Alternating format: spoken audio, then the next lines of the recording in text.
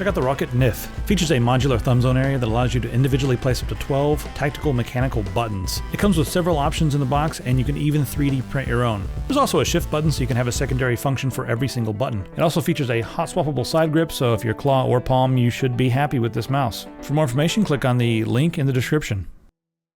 Wendell is in New York, and Kane is in New York. This is a couple of firsts. Yeah. It's the first time that we've been in the same space, and you're remote. Yeah, I know. It's usually you and I together, then Wendell. So this is gonna mess. We just shuffle it around a little bit to keep people on online happy. Actually, what's really happening is we got the Patreon money. And we're like, screw it, let's just all go and all different. We're just buy plane tickets and fly around. It's not what's happening at all. I'm going to Mars. I'll just point out that I'm using the Patreon money to go to Mars. I'll just point out that the first Patreon check still has not come and probably won't for another 30 days or so. So bear with us, guys, because we got half of it. We got half of it. Half of it showed up in the account. Oh, okay. Yeah, it's weird. They paid half. So anyway, let's go ahead and talk about everything. I'm about to go meet with Tyler's in town, and so you guys should say hello to him. That's why this speaker's on the desk right now. It's just hanging out here. We're making some videos on the best speakers in several different price ranges, similar to the headphone video, and we've also done a build video. This is going to go live probably tomorrow, the build video. It's an eBay build, so it's a low-cost build, and what you have to do, you can actually win this. What you have to do to win this is submit a video on the forum, and there's a link, it'll be in the description. You go to the forum, submit a video, and whoever can prove that they need the system the most is going to win it, and it'll be based upon the likes that you get on our website, because you can like posts on the website, so go over there and do that. Anyway, so Panasonic, they're ahead of SolarCity now for having the most efficient solar cell. It's also a thin solar cell, like ultra thin. So it's not much more efficient, but it's another step. 0.1% more efficient. Yeah, it's tiny bit more efficient, but it's just gradual steps. And I don't want to dwell on this. I thought it was also funny that this article is about Panasonic, but people will put up a picture of Elon Musk for anything. It's just, hey, let's put a picture of Elon Musk on this to make it sell better. Is that what the internet's all about now? We like to think that, but he's the one, he backed the SolarCity. Yeah. So, of course, because his picture sells stuff. Exactly. What can they put the picture of, like the guy at Panasonic who invented the better whatever solar cell? I don't know. Anyway, next article on the list. Apple Music has failed. It's an opinion piece, but I think it's interesting here what they're saying, because the reason this opinion piece says that Apple Music has failed is because it's getting to the point where it's now the free trials are over, and the guy here is saying that it is all about the mainstream pop artists, and as soon as anybody installs it, no matter what's in their music library, no matter how much Elton John they have, or no matter how much some strange underground rock band they have in their music library, this app is going to tell you that you want Taylor Swift. And he said that's why it's failing, is because it's only pushing the mainstream crap. It's like the same reason that radio is failing is the reason why Apple Music is failing. So I want to know what any of you guys are actually using this stuff. I'm never going to use this, but yeah. I have a thought on this whole entire context with Apple Music, and his statement was it's failed because over the last 90 days it hasn't changed at all, and all the issues that you actually make a social. It's funny I say social media, but I mean socializing in music and audio. Like Spotify and sharing playlists. None of that stuff is there. But then I thought about it. I'm like, this is an Apple product. The problem isn't so much that it doesn't have those things. It's that you don't need those things. You are too busy thinking for yourself. You need to stop that. Listen to the music that we give you. Yeah, because it's the music that puts money into the pockets the most. Pockets. That's standard Apple mentality. It's we're going to give you what you need, not what you want. And what you want is irrelevant. This is what you need. You don't need anything else. Do what we tell you to do, and you will be happy. Go to the store, buy stuff. I think the thing about Apple is that Apple's mentality has always been, and it has been since Steve Jobs.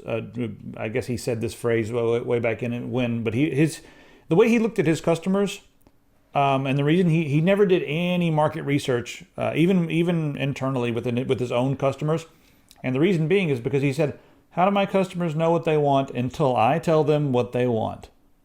That's the bottom line with a lot of this stuff, is that Apple's customers are conditioned for this, and a lot of them kind of like it. It's like, oh, this is easy. I can just sit back, and these guys tell me what I want. I don't have to do any research. They've done it all for me. And Apple, the interface, it tells me how I should respond to it instead of me telling it how it should respond to me.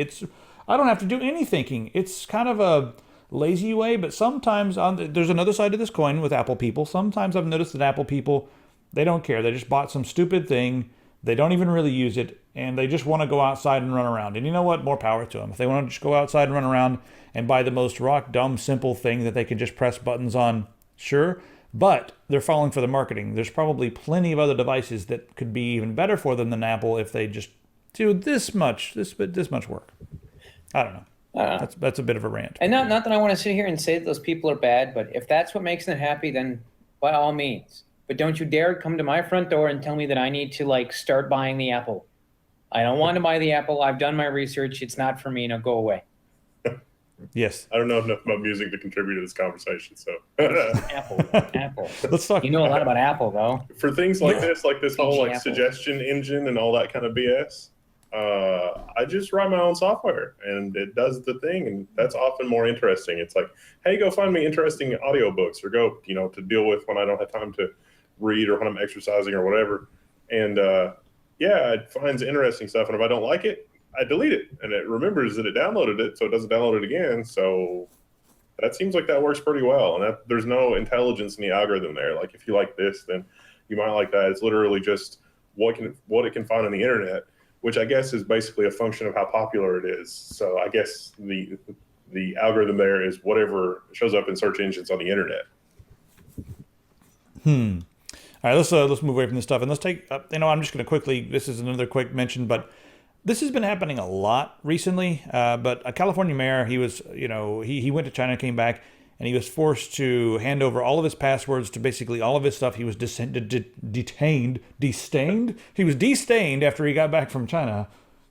That would have been a much more interesting article, and wouldn't have made my heart skip a couple of beats while I was like, wait, what?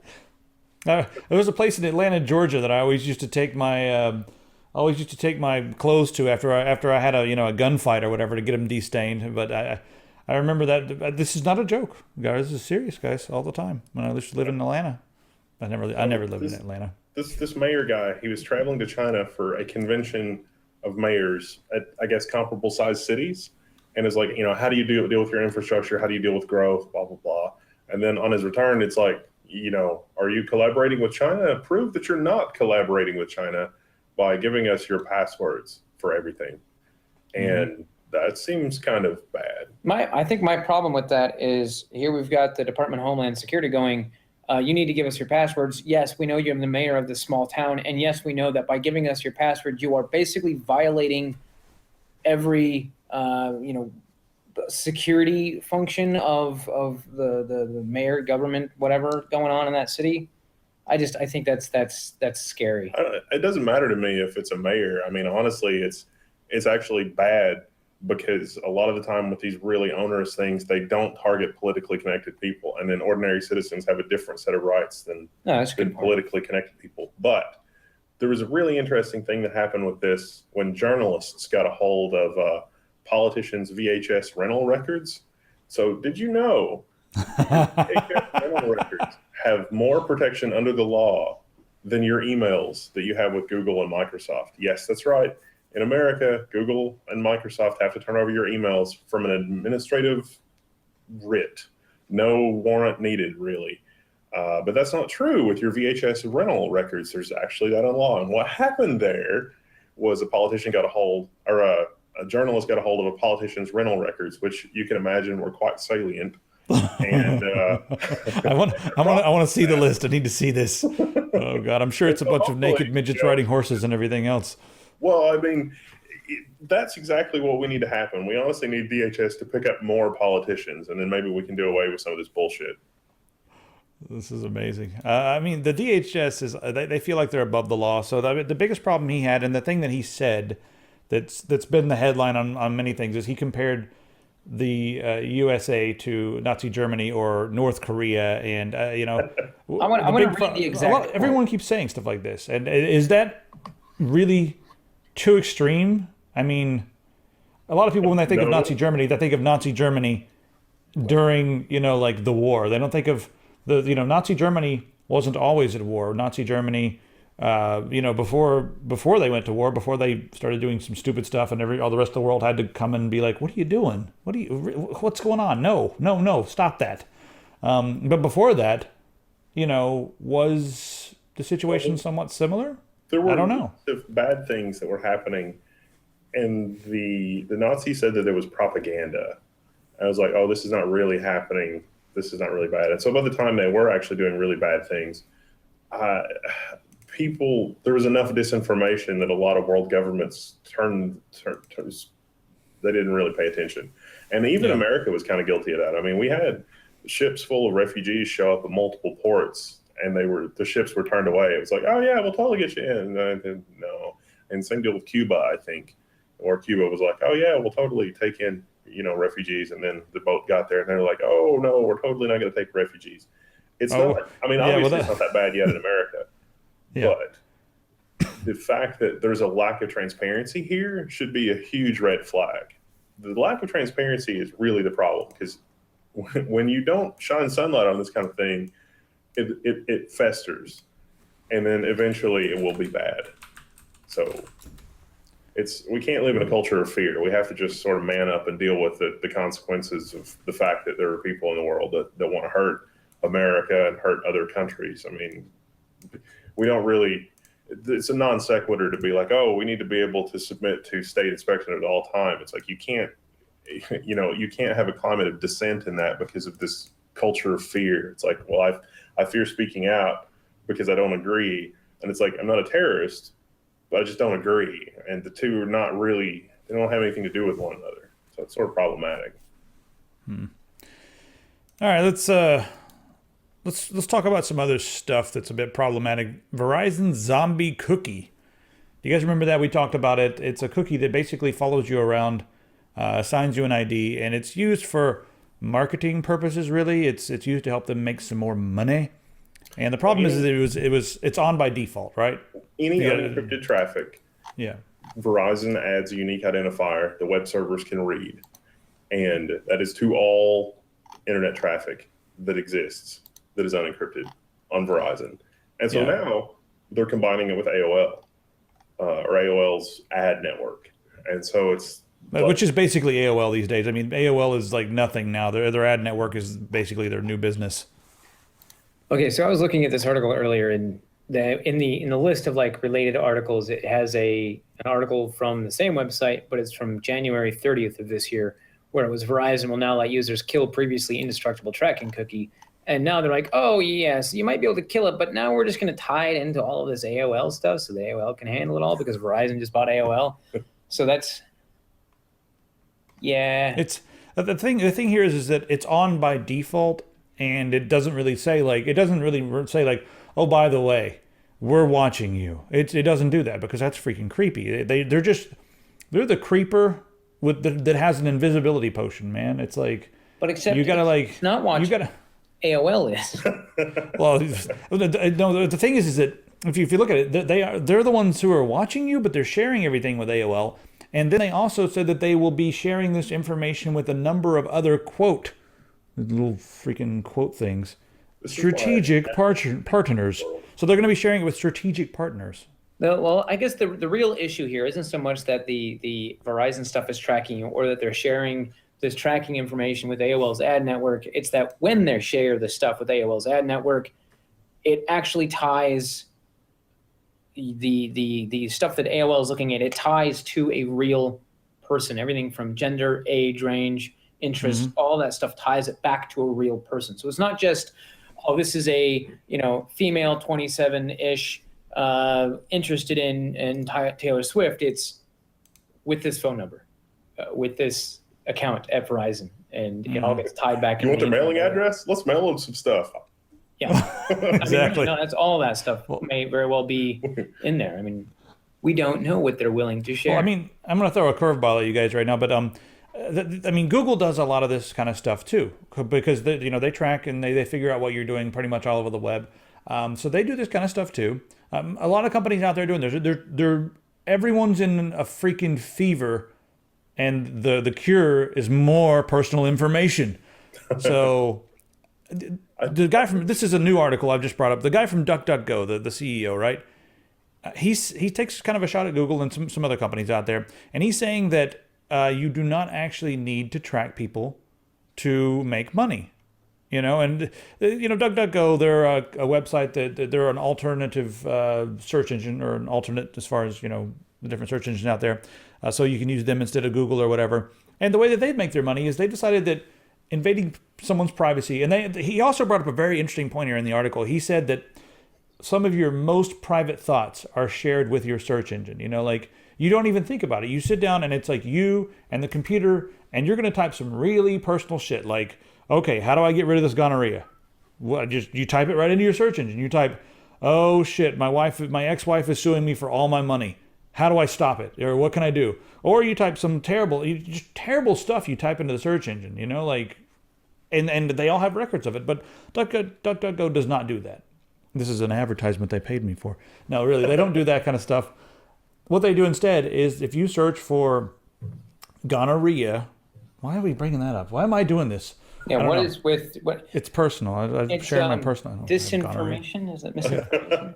Anyway, what I'm going to do as soon as I get home, I'm going to start searching for all this crazy stuff, just because I want to make sure that Google's fully well aware that I am what? I can't even finish that sentence because it makes. Oh God, Google probably thinks you're a 6'9" midget with gonorrhea who's into using snakes as lassos. Anyway, I have no idea what that means. How did you know? Google knows everything, and I'm part of Google now. I've been assimilated. So, like, if you search for hot rod car or whatever, it's going to give you, advertisements based on, oh, you must like cars, and that's how they make their money. And they don't make as much money as Google, but they're getting by just fine, and they're growing fast. So, I mean, do you think that Google would be the company they were today if they didn't track people? Do you think that they would be able to stay in business and still innovate the same way without all the tracking codes? I guess that's what I want to talk about. Other companies will, but Google's the main one. What do you guys think? This is the difference that I see between the two.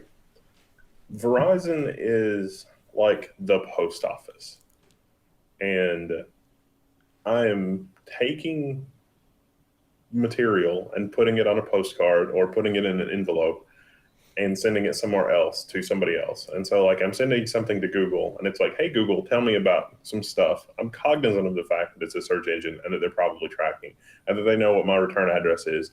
And they may or may not know who I am, because sometimes I disguise stuff. But yeah, I mean, the return address is the same and they probably know. But, sometimes it, it comes in frilly pink paper, and sometimes it's just, ordinary stationery. I don't know. It's weird.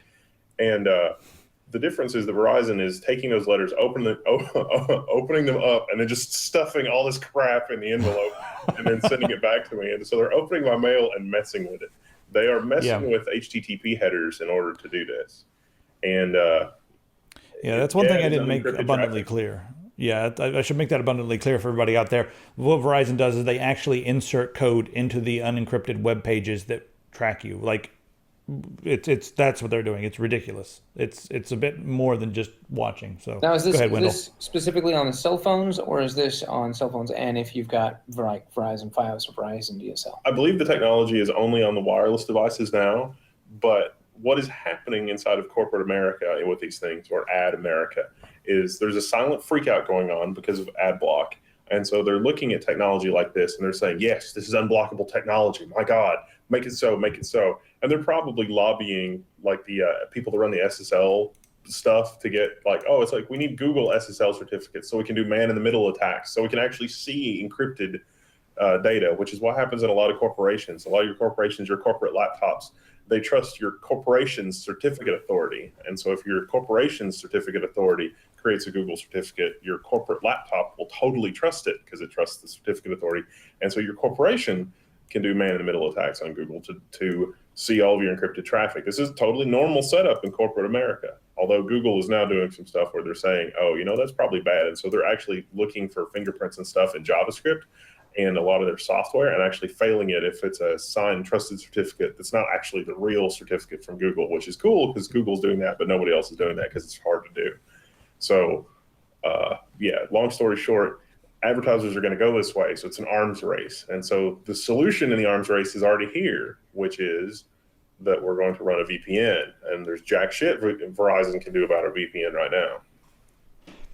Yeah, but I mean, Do you think that the ad stuff is hurting Google that much that this is the only way that they can stay in business? Or, I mean, or Verizon or any of those companies? You think they can still stay in business just doing the DuckDuckGo ad model? I mean, or do you think the DuckDuckGo? I mean, it seems like they're not going to make nearly as much money that way. But well, no, part of the reason why they make more money is because they pitched it as, "Hey, Mr. Advertiser, we can deliver your ad to 1 million people that might fit into this demographic, or we could deliver your ad to 1 million people who fit into this demographic, also who happen to have an interest like this and have an interest like this." So suddenly the value of those 1 million people have increased exponentially for the advertiser, because they know and they're willing to pay more to make sure that 1 million people who are already interested in their product or who might be more interested in getting their product are going to see the ad, instead of, a random bot over here, this person over here in China. They're just going to start,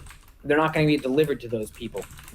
It occurs to me that we might be not talking about the actual core issue. So, let's restate the options from an advertiser perspective and from an individual perspective a slightly different way. And it'll probably put a completely different lens on the situation that'll be a lot more clear. So with advertising, there's the the school of Edward Bernays and everything that descends from there. And advertising is not about advertising a good product. Advertising is about buying influence and influencing the way that people think and driving that. And so I think that Google has had an okay track record doing the non-Bernaysian advertising, where it is, oh, this person is interested in buying a laptop. Let's send them ads about laptops. Oh, this person is interested in this. Let's send them ads about buying that. Whereas a lot of the traditional ad industry is more interested in buying influence. They don't care what you're interested in. They want to they will do anything. It's like, we're going to show these advertisements, which anybody that sees this advertisement is going to have a 90% higher chance of buying Charmin toilet paper, but 10% of the population, their head will explode. It's like, roll it. Sounds good. Roll it. What's really, what are we waiting for? Is that even a question? What's really funny is how blatant it all is right now, because a lot of the marketing people that contact us, and some of the people who contact us about doing possible reviews of their products, they refer to us as influencers. And that's it's become a word for me. Like, the only thing I really want to do is it's going to influence me to punch them right in the face, because it's so blatant that that's what they see us as. They don't see us as content creators. They don't see our audience as being anything other than a bunch of people who we can manipulate, and that pisses me off. And that's why we'll always be small. Yeah, because I can't deal with the term influencer. It's not cool, dude. Like, we're here for this community to, enable, to help them learn. I mean, you guys can help us learn. It's a community about sharing knowledge. There should be no influence. The only influence there should be is like, hey, I really like this, and here's why, and I'll give you my reasons. And if those reasons resound with you, then you can be like, yeah, I think that's pretty cool. I should check it out. But it's all about sharing information. You can get excited about the information, and if you happen to be influenced by how excited I am, that's one thing. But I'm not here just to influence people because you're giving me money. That's the way the advertising industry is working, and it's just galling that they just call us influencers. So if you're a marketing company out there, don't. So go ahead. Well, I'll give you an example from relatively recent history.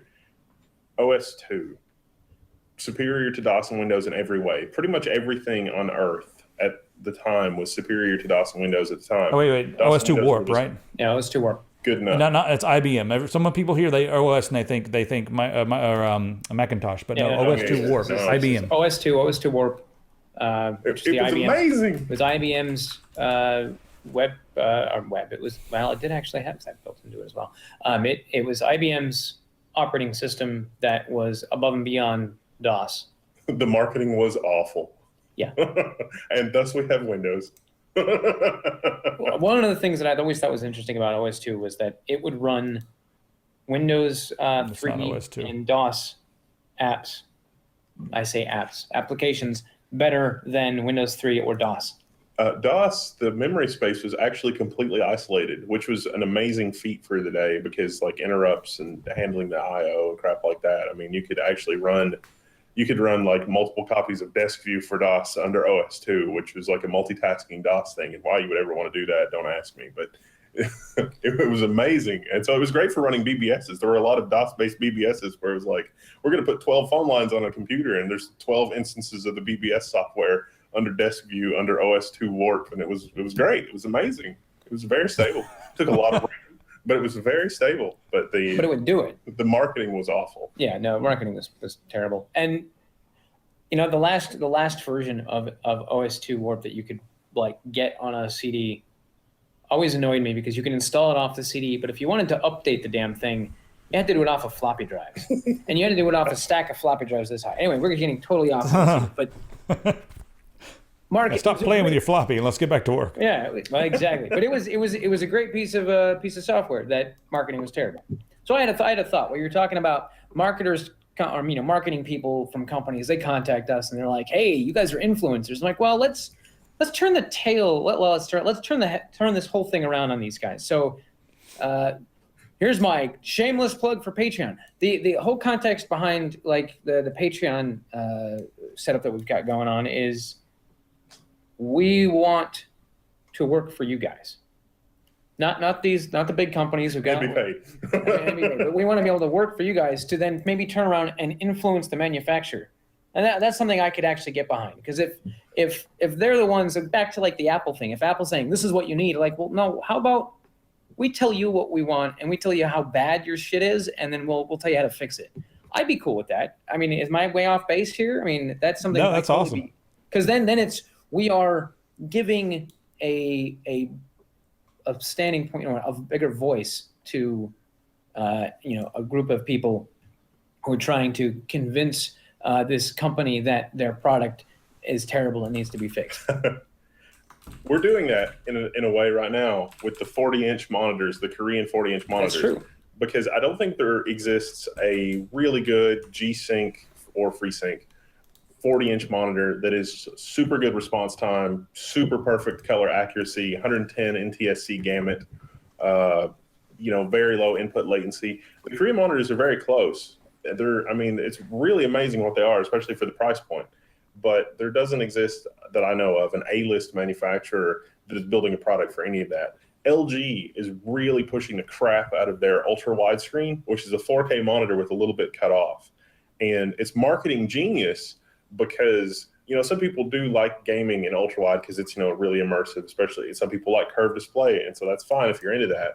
But let's look at the realities here for manufacturing. Making a panel that big that has a relatively low number of dead pixels or no dead pixels, that's really challenging from an engineering perspective.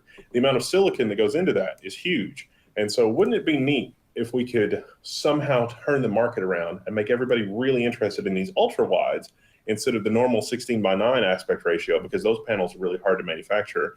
The reduction in surface area and the reduction of pixels of our ultra wide monitors, as we're getting and looking into, if we could somehow convince the market that those smaller panels are better or really good for gaming or something, that would be really good for our bottom line, because we could market those monitors, have a higher margin, and actually use less materials in the process.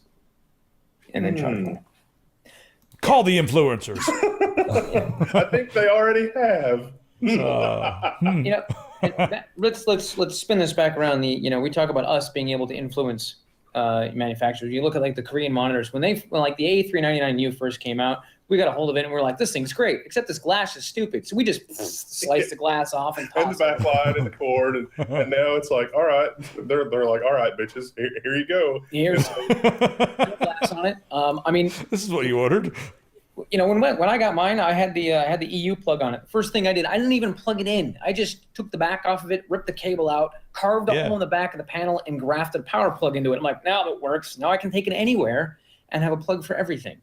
They showed up and they were like, these Americans, we put nice tempered glass on, but these crazy Americans are ripping the glass off. We are wasting lots of weight in shipping and extra materials. Don't put the glass on. That's exactly what happened. They came in and they were like, what?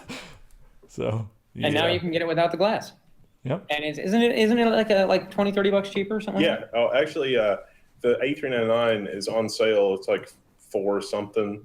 and because they've got the next generation out, which has a flicker-free backlight, which is another suggestion. And I just bought mine. I'm always so late to the game. I'm like, yay, prices are going down, and then they drop even more, and I'm like, oh. I don't even care. I mean, I've got their friends and people that work as programmers. Like, I've had programmer friends look at it and play with it, and they're like, I don't even care about gaming. This is so transformative for programming. I don't even care. So we're already, you know, at like a half a dozen in terms of like, oh yes, programmer, and then everybody that has used it for programming is like, yes, this is amazing. And I know some people that have the ultra wides that are the 3840 ultra wides, and they're not bad.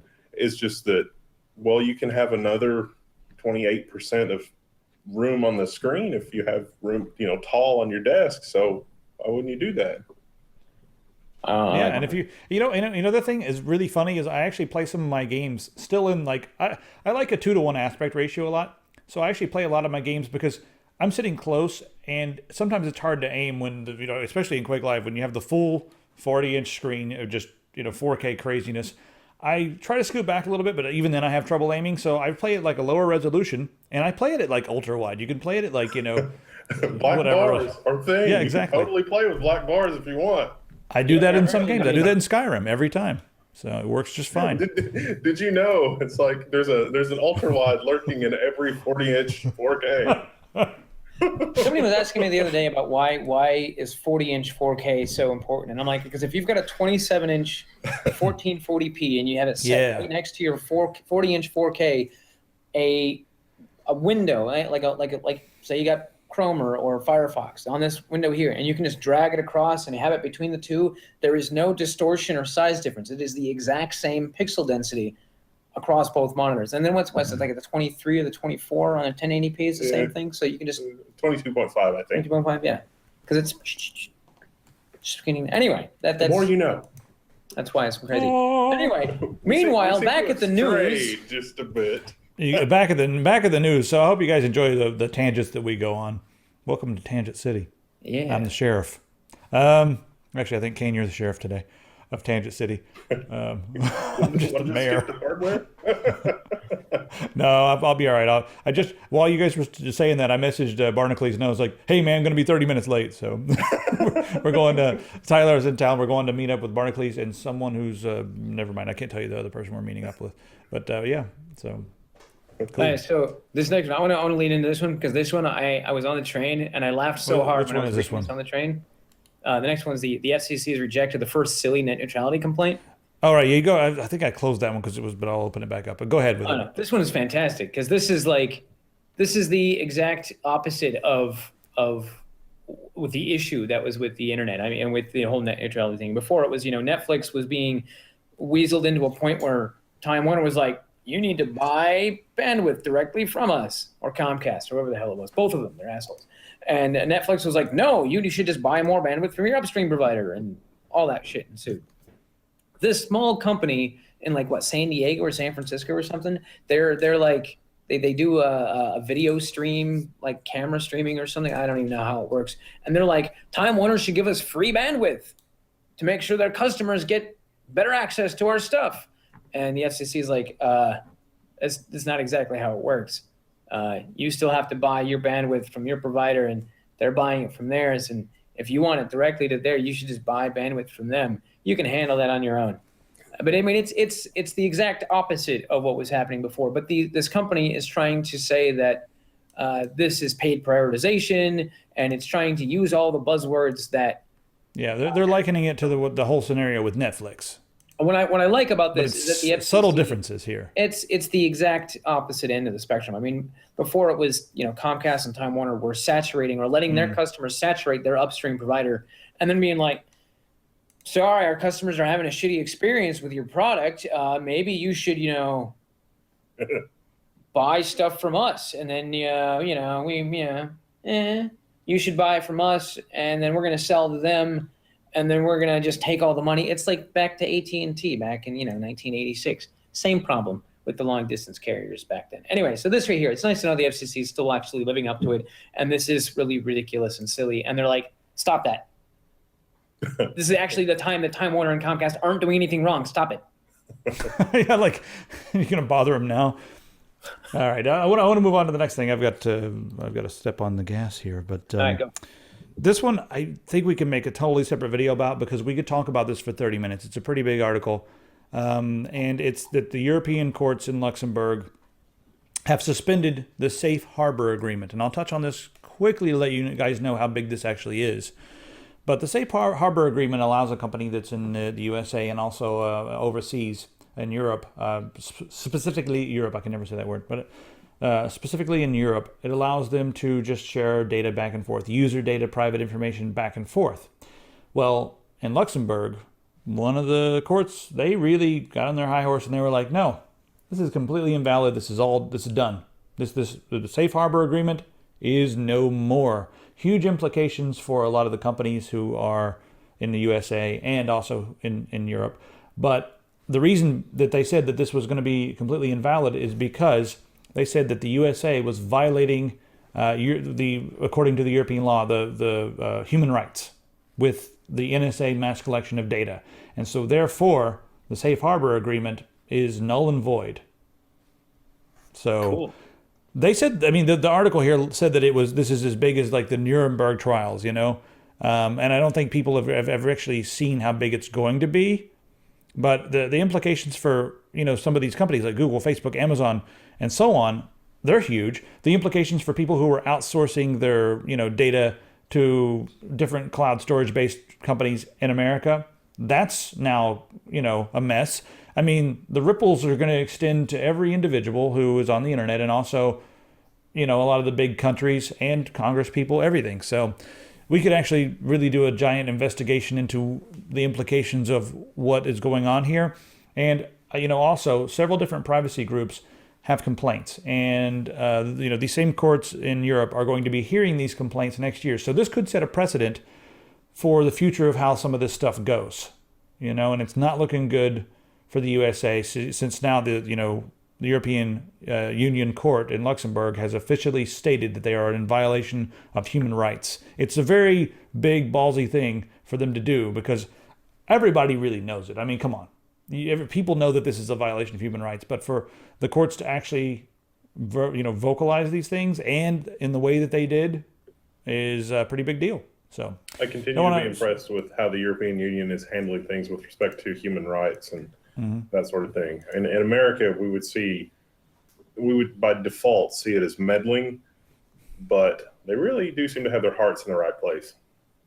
In America, we're searching the private computers and phones of mayors of California.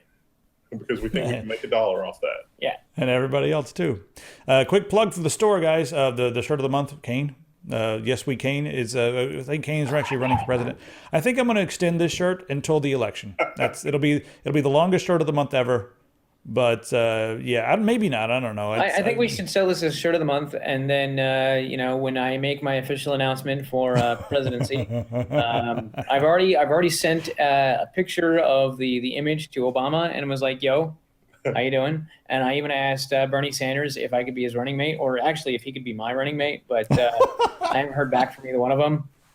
Maybe we could change the caption around Thanksgiving to say Canesgiving. You can do that. We don't need any more of these shirts. No. Well, no, that'd be great. So the next thing is, if you're on Twitter and you actually happen to catch this, go ahead and I was gonna do this, but then I'm like, I don't understand how this hashtag crap works because I think it's kind of stupid. But just do a hashtag #YesWeCane and just start posting this all over the place, and then go ahead and put it to tag Bernie Sanders or tag Obama. Heck, tag Hillary and Donald Trump. Tag Donald Trump. That's what we need to do. I need you to tag Donald Trump. I want his Twitter feed to be exploded with these things. And yes, I just used that terrible word. And everyone's going to be like, oh my gosh. What? You're trying to explode Donald Trump? It's going to be Dave Chappelle's like what Cosby did. Only it's going to be Trump and Hillary and not Cosby and Oprah. Okay, and one other thing, if somebody really wants to take the time to do this, go ahead and get a Rickroll and then just superimpose that part of my face over top of that video, and just start sending it to people. I just I don't think think 4chan takes requests. Are you kidding me? Are you kidding me? That's all they do. They're a hive mind. They take requests. They don't know where they came from. They just, all of a sudden, everyone's doing the same thing. Why are you doing this? I don't know. I don't know where that came from.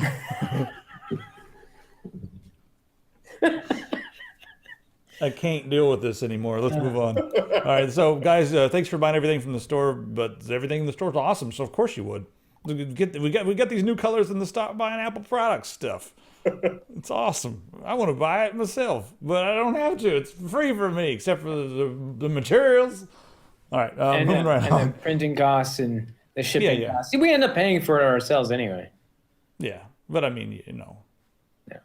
Anyway, so let's take a look at some hardware stuff. I'm really interested in this new camera from Light. Not Lytro, it's from Light. It's the L16, and it's made to be the DSLR killer, and there's like a gazillion small, let me just bring up the actual, is there like a website? There we go. Yeah, this is interesting because it fits in your pocket, but it's going to be about $1,200. And the whole idea here is that it's got a gazillion different lenses at different focal lengths, and it's supposed to replace like a 5D Mark III with a 35 millimeter lens, and I forget the other two, like an 85 and then a 150 or something. 70 and 150. Yeah, so it replaces those three. So, I mean, and they were like, you know, the equivalent would be if you had a digital SLR, you'd have to carry around a huge bag, lots of gear, and it would be around $6,000. This one, they're using software to magically put this together, and they're saying that it's going to give you around the same effect as like an f1 lens. And I'm not sure if that is it, you know, with the large sensor or a small sensor, but f1 is still decent. I'd have to read into this more or look at one. Maybe we can get one of these things. It also does 4K video, but I don't think it's going to be really made for video. The 4K video, it'll only let you choose one of the focal lengths, and then it'll shoot at that resolution. It won't let you... It's not as powerful as the photography function, but for photography, if this really is what they say it is, it could be pretty damn transformative and a really interesting new way to do things using software algorithms. And also, it's going to be extremely familiar because it's going to use Android. So I want to get my hands on one of these and try it out. I do love photography. I'm more of a film photography type person, but this is so small that it's almost like, yeah, you just take it with you and there's your awesome, you know, camera gear. Also, 35 millimeters is not quite wide enough for some landscape photography. So, you know, add a few more things to this, maybe make it modular, and maybe version 2 will be the one I get. But pretty interesting. Looking forward to it. Yeah. All right. It kind of fascinated me. I want to get a hold of one of those. I want to see the software because the software will tell me whether or not the hardware is a gimmick. Yeah, it'll be whatever's running in between. You mean the actual software that's running in between Android, the stuff that's piecing everything together, right? Yeah. Yeah, that'll be interesting to take a look at. Other hardware news. How about some microfluid, or actually some micro channels to cool things down? So, what if you actually put the fluid, you know, when you're doing water cooling? What if you actually put that way closer to the core components? And I'm talking like inside the silicon. They're actually making channels inside the silicon. This is an FPGA, a 28 nanometer chip that they're using. But this could really be crazy for server farms and that sort of thing if they had a gazillion of these going, because it could make them way faster and cooler at the same time. They said compared to air cooling on the stuff that they were doing, the air cooling was around 60 C, and with this water cooling technology, 24 Celsius. That's pretty awesome. So I guess I never even thought of like being able to channel the water, you know, right there on the silicon, like or channel whatever the fluid, not water, whatever fluid it is. I don't know. I don't think this is directly in contact with the silicon, but it's probably much closer to the silicon substrate than we're used to. No, they're just channeling it through. Like it's not like something sitting on top of the CPU keeping it cool. It's actually channeled through there, not making contact with the components, but right there with it. So you basically got like a piece of Swiss cheese is now your CPU, and it's got a bunch of... Yeah, it's kind of like that. They're actually sending the liquid through there. It's basically the same way that a nuclear reactor works. Kind of like that, yeah. It's only tiny, just very, very tiny. Now, the thing about this is that it's not really going to be practical for standard, you know, x86 desktop computers. Yet. Just maybe in the future, maybe, but... it'll change the market entirely, you know, like it'll be very different, that's for damn sure. Anyway, pretty cool technology. What's up next year? Oh yeah, Wendell. Did you get a chance to see the new Surface, the 13.5-inch Surface laptop? I have not Or got Surface a chance to play Book with laptop? the Surface laptop because the Fifth Avenue Microsoft store is not open yet, and so the only one you can go to is the lame one near Central Park or Jersey, and I've had my fill of Jersey. So, but they do have the Surface Pro 4, and I got to play with it, and it was actually it was impressive, actually for what it was. I will probably not be upgrading. I will probably just get the replacement keyboard for my Surface Pro 3. If I did upgrade to anything, I would probably upgrade to the Surface Book. But the information on that is really sketchy right now. The Surface Book probably has an NVIDIA 950 with 1 gigabyte of dedicated RAM. The really interesting thing there is they've crammed the GPU in the keyboard. So the screen is detachable. The screen battery life is not good. It's going to be 2 to 6 hours. Either the reports are mixed. I don't actually know.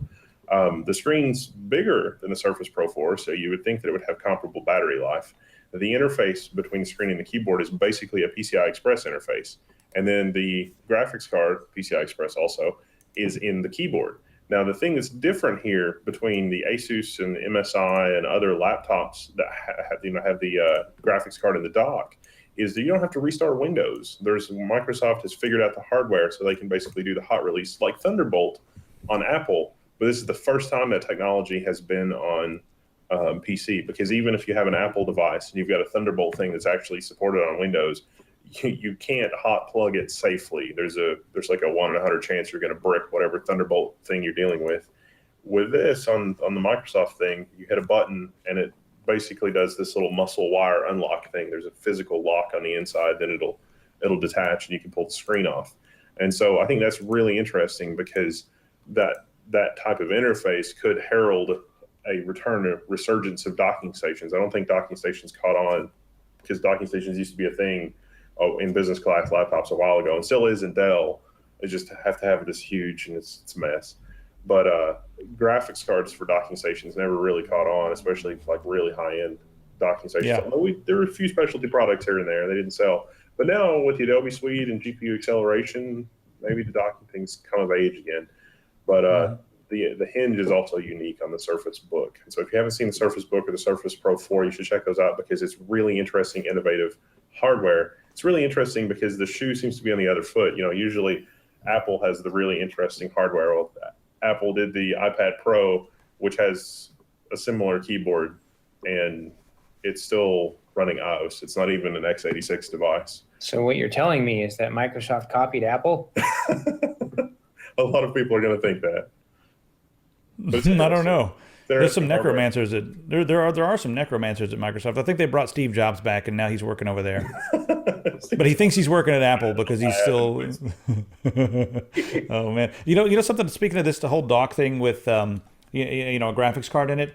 Now I'm not going to say totally irrelevant, but we do have the new NVIDIA, full-size GTX 980 in a laptop. That's really fast. But one of our members messaged me, and he's like, hey, man, I want to grab a beer. So I went and hung out with him. He's working on a new company that you guys should really keep an eye on. It's called Validated. It's a genius idea. Just Google it. It's called Validated. It's basically a way for you to go out and have a few drinks or have a meal somewhere, and whatever money you spend, you get money back into your bank account. Depending on what service you're using to give you a ride, like Uber or a taxi, you get money for your ride. So it validates your ride. Anyway, it's a genius startup. Anyway, he travels a lot. So he built a little device. He got like some converters and a whole bunch of weird stuff. Anyway, long story short, he carries around a tiny ITX computer case. And he modified the area where the motherboard goes and put the Thunderbolt to PCI Express thing in there, and has a graphics card mounted in there and a power supply, and that's the entire thing. And whenever he goes somewhere, he just plugs it in, and his Intel Iris is like, oh, you've got a graphics card, and it works. And so he plays his games.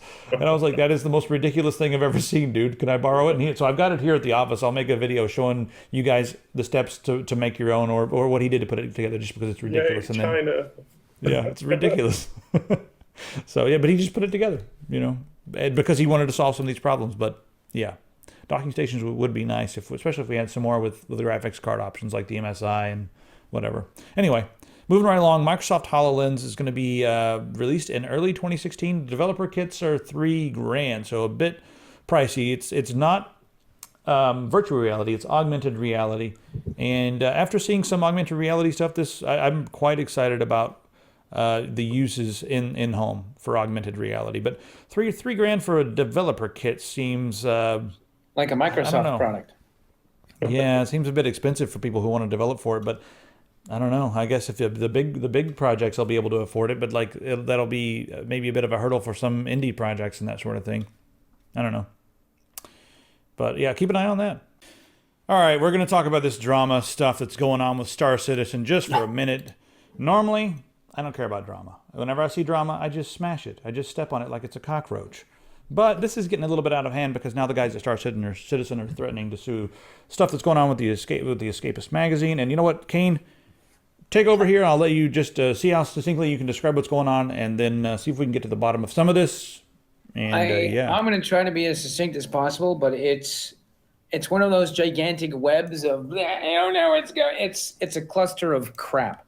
It all started a couple weeks back. The Escapists put out an article. There was one of the journalists, and she basically quoted this guy, Derek Smart, and I'm going to drop his name because I think it's hilarious.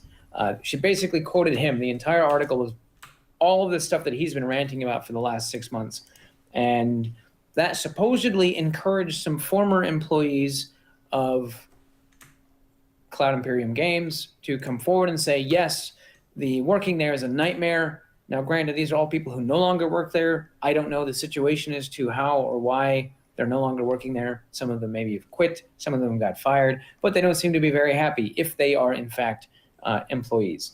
And supposedly the Escapist has vetted them and said, yes, they are actually former employees. There's a whole series of blah, blah, blah, blah. And it just turned into this giant cluster of the Escapist took the things that these people had been saying and basically said that Sandy Gardner, which is the head of marketing for Cloud Imperium Games, they basically said she's a racist and that she uses racist profiling hiring practices and doesn't want to hire certain types of people. There's a couple other things that they said that are so defamatory that if they are true, they are actually criminal acts, not just let's just throw tantrum and move on. And if they are actually criminal acts and they actually have evidence that this is actually going on, these people should have gone to the authorities as opposed to throwing it at, a magazine. I guess they could do both if they really wanted to. To a certain extent, I mean, yeah, but I think that there is, if this was going on, this is something that aren't there things set up for dealing with this kind of. I mean, there are not necessarily call the police. My God, this woman won't hire me. She's a racist. But there are like Better Business Bureau. Those things can handle some of this. OSHA, Better Business Bureau. The labor standards, the local Department of Labor representative will get involved, and that should OSHA or whatever, yeah, right. Handle this, and that's the kind of legal proceeding that should have taken place if these allegations are true.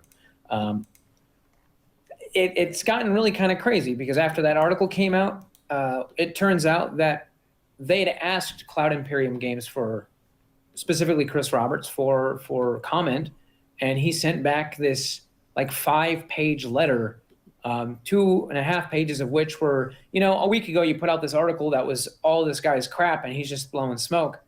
And now you're saying that we are discriminatory in our hiring practices and a whole series of other things. What the hell? And then he actually went through and responded in kind to the 5 major points that they had requested for comment. And after that, they're like, oh, your email ended up on our spam folder.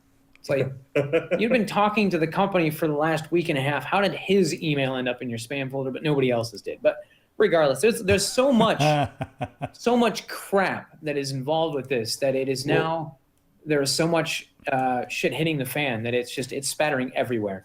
And so has there been? Go ahead. Has anybody produced? Okay, like there's a lot of allegations, and they've got 9 people. Has anyone produced an actual email or has anyone produced a piece of tangible evidence other than just the he said, she said type nonsense? Or I haven't read everything yet, but is there any actual tangible stuff? Not that I have seen that has been presented forward.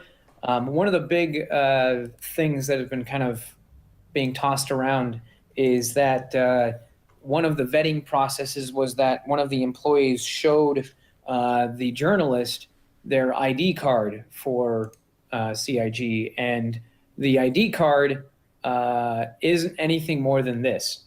And I'll see if I can get this on. There you go. This is a HID card. These things are like $5. You can get them, at your local hardware store. This is for my storage unit. So I can go like this. I can just put a bunch of black marker on this and say, look, my name is blopped out, but I work for CIG. That's kind of where this thing is kind of. Wait a minute. You worked there. I knew this was going to happen. What have you been? You were discriminated against. Absolutely. You want to make some money? Let's sue sue my them. beard. But anyway, that was that was one of the big pieces of this escapist puzzle that people have been like slinging more mud at. Control level master. Let's just collect all the trash from the building and then get a key card out of it that way. I want to say what something. It feels like this. If you look back, this goes back to July when the guy Derek Smart, which I reference only because the first article that the Escapist put out in the last 4 weeks now, was basically referencing everything to do with what Derek Smart had been saying for the last 6 months. And he's just some guy who lives in Miami. He made a game, I think, part of a game. Somehow it's a legit title. I also hear that it's terrible. It's called a Battle Cruiser 3000 AD, and it was back in like 96, 97, 98, something like that. He actually released the game, and he had some issues with the publisher, and it never got released into them. So he went ahead and finished it off and then gave it away. And I was like, good for him. But right now he's got a game called Line of Defense. And I want to plug it only because I'm told, and from every video that I've ever seen, that it's buggy. It's still in like pre-buy kind of on Steam. And it doesn't work, even though it pitches all crazy stuff. I kind of get the idea that he's the type of person who would, drink the sweat off the back of Chris Roberts' neck if someone would notice him. You know what I mean? It's like, someone noticed me, and now he's just jealous that no one noticed him. So the whole thing. So now he's getting lots of publicity from all this bullshit. Oh, absolutely, I mean, lots. And some of it's positive, but some of it's a lot of crap. I mean, they've been slinging mud at him. But I think the biggest issue along this line was he wrote this really extensive blog article that all these little micro video game news websites picked up and was like, this guy over here who no one's ever heard of is talking really mad smack about Cloud Imperium Games and Chris Roberts. Well, not him, but this guy over here. And it was just like, what? Ooh, who is this guy? So everybody starts reading into it, and it's like, wow, that's some interesting concepts and interesting thoughts. It got thrown into the limelight, and CIG proactively was like, everything this guy is saying is, we suck, you should play my game. We suck, you should play my game. Hey, CIG sucks, Star Citizen is going to be terrible and going to be broken, it's not going to be able to be done. You should play my game, it's so much better, and it's done. That's basically what his first blog article reads like. So CIG just refunded him his money and said, you know what? Go away. And it was service clause at Kickstarter that they actually could do that. Yeah. Let me say something to the Escapist magazine right now, because until I see any tangible evidence, I'm going to pretend that there's no big deal. Star Citizen, who cares? It's taken a long time. If it's a big game, it's probably something. I'm not going to get into the whole argument of if the game is even possible or not. But right now, what I'm seeing is the Escapist magazine has done some pretty shady journalism, and it's not good for the industry. So you guys either need to put up or shut up. So come up with some actual proof for the stuff that you're putting on the internet, or go away. Because right now, what you're forcing to happen is you're forcing all of the gaming audience who have backed, or given money to Star Citizen, which is a huge portion of the PC gaming audience. You're forcing, the guys at Star Citizen, CIG, to throw money at a potential lawsuit against you guys. So if you have something, show us. Because right now you're just wasting resources that we would rather have go toward the game. Even though it may take a long time for the game, whatever. That's neither here nor there. Put up or shut up. And I would do it immediately, because I don't want them to have to sue you guys. And if you have proof, then we need to really get into this on a bigger scale, and then look at the embezzlement case and look at all the other stuff. But if you don't have proof, go away. Say you're sorry, write a letter of apology, you know, and go away. So that's the end of it for me. Yeah. Anyway, anything else we should go over before we take off on out of here? No. How you guys liking things? Wendell, what play did you go see, Wendell? Phantom of the Opera. Oh yes, still playing. Holy crap! I don't know how I made it back here before him. I'm totally the Phantom and nobody knows it. Just so you know. Did you go see the Phantom as well? No, me? No. I just am the Phantom. Hell of a stage show. You have to now get it. God damn it. All right. I'm gonna go see what these characters are doing, and if you guys, well, it'll be tomorrow, so there's no way I can relay a message to Barnacle. So but yesterday, he went and saw these people. It was awesome, or not. We'll know when you watch this. We will know, but you won't. Yeah. Who knows? That's pretty much it, guys. I've had a long week. I've had the guy Chris, who's doing the artwork for Spyhander. He was here working on some secret projects and plus the artwork for the latest album that'll be out on the 31st of October. God, I got a lot of work to do. And then Tyler's here right now, so watch for the giveaway for the PC and watch for some audio videos coming up very soon. More fun stuff. All right, we'll see you guys in the comments on the website. Yes, we came. 2016.